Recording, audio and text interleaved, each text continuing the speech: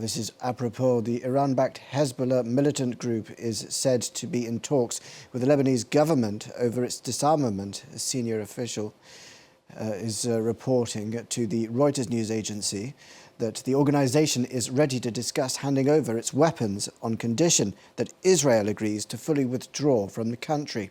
Now, Hezbollah has been severely weakened by its latest war with Israel, which has taken out many of the senior commanders, along with thousands of fighters and much of its rocket arsenal. And despite the US-brokered ceasefire, it continues to maintain pressure with occasional ongoing strikes, maintaining troops also at several key locations within Lebanon. For more details on this, here's Lauren Berstecker.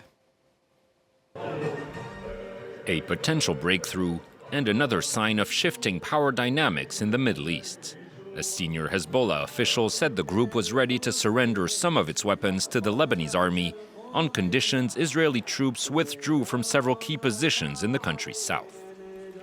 Hezbollah is ready to discuss the matter of its arms if Israel withdraws from these 5 positions and halts its aggression against the Lebanese. In 2006, shortly after a devastating war with Israel, Hezbollah chief Hassan Nasrallah ruled out disarming until a stronger Lebanese government was in place. A stance the group has maintained throughout the years, especially as its power grew both politically and militarily, effectively outgunning the Lebanese army. But disarmament talks recently gained traction following Hezbollah's significant losses in the war with Israel, which saw many of its senior commanders killed and large parts of its arsenal destroyed. The group was also weakened by the collapse of its ally, Syrian President Bashar al-Assad, in December.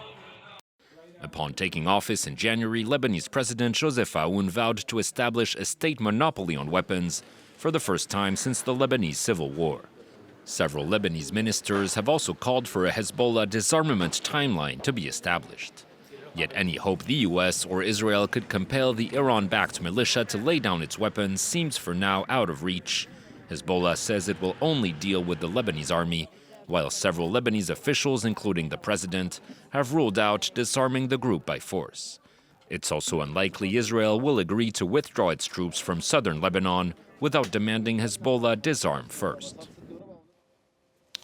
Lauren Berstecker reporting. Now, for more details on this, we are joined now by Filippo Dionigi, Senior Lecturer in International Relations at Bristol University in the UK. Thanks so much for being with us. I know this is a part of the world that you watch particularly closely. So, first of all, I would like to hear what your reaction is to this. It's an incredible breakthrough.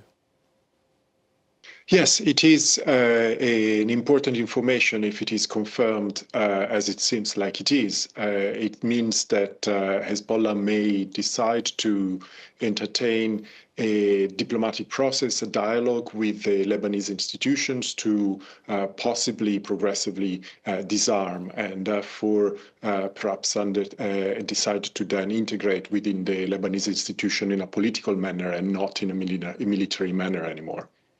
What would it look like disarming Hezbollah? How big is their armament? Well, this is the key question. Hezbollah has been the most powerful non-state actor, armed non-state actor in the region for a long time. And after the latest war between Hezbollah and Israel started on October 8th, 2023, its military capacity has been significantly reduced by Israel. Estimates are usually around between 50 to up to 70% of its military capacity being destroyed by Israel. What we know furthermore is that Hezbollah is still highly exposed to Israeli intelligence. Israeli attacks are continuing against Hezbollah's targets, and are continuing to do so in an effective manner, meaning that Hezbollah's military capacity is significantly diminished by Israel's technological and military capacity. And therefore, that is possibly also what has prompted at this point the change of mind of Hezbollah and considering the possibility of disarming. There are two ways, there are two possibilities. One is that they're genuinely interested in disarming and therefore finally undertaking a political process within Lebanon, or they may be maneuvering and trying to hope for a change in the regional situation that may eventually lead to their advantage again. Now, these are reports by the Reuters news agency, so we are not entirely sure whether this is fully happening. But if they were to fully disarm within 6 months, say, will this see Hezbollah itself disappear as an organisation, or will they continue to function in other aspects of Lebanese society? So Hezbollah is an organization that is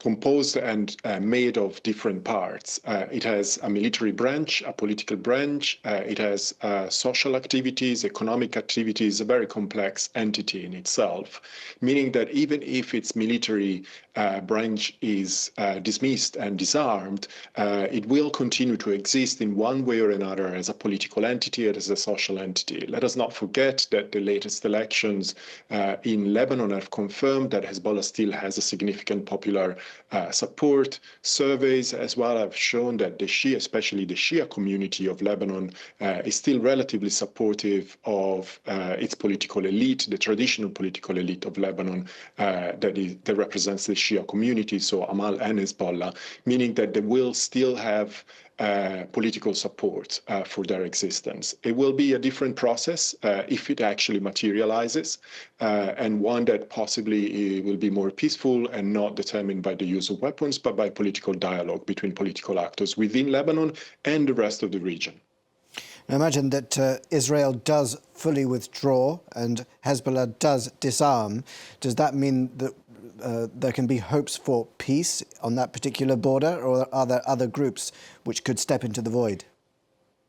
I think we have to be careful here. There can be stability and a reciprocal degree of security between Lebanon and Israel, but the possibility of a peace agreement and a normalization of relations between Lebanon and Israel, I think, is still far away. This has been said clearly not only by Hezbollah's members, but also by political groups in Lebanon that are very much against Hezbollah and critical of Hezbollah. The normalization of relations between Israel and Lebanon is off the table from what the Lebanese political elite is saying and its institutions have declared.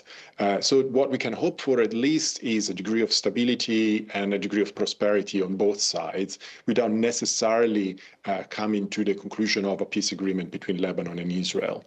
And then we will see whether there are other actors involved that would like to challenge the security of Israel. I think at this point it's unlikely. Syria has far greater issues and problems to deal with. The Palestinian groups that operate in Lebanon do not have sufficient capacity to represent a significant threat to Israel at this point, and were anyway operating under the protection of Hezbollah, which is not there any longer as much as it was before, meaning again that yes, this is possibly a prospective element of peace and stability for both Lebanon and Israel if it materializes. But again, we are only looking at preliminary reports from unnamed sources. So let us be careful and see what happens in the next few days and weeks and see whether these developments actually materialize. Hezbollah is the most powerful of the armed groups that are backed by Iran. Is it reportedly considering disarming a sign of Tehran's weakening? I think Iran is facing a regional situation that is highly challenging for itself, and meaning that this situation has also consequences for Hezbollah itself, of course. The reason for this is based on several layers, several considerations. One is how the war against Israel went in the past few months, which has anyway determined the fact that Israel has a capacity to defend itself meaningfully against Iran and potentially even attack Iran.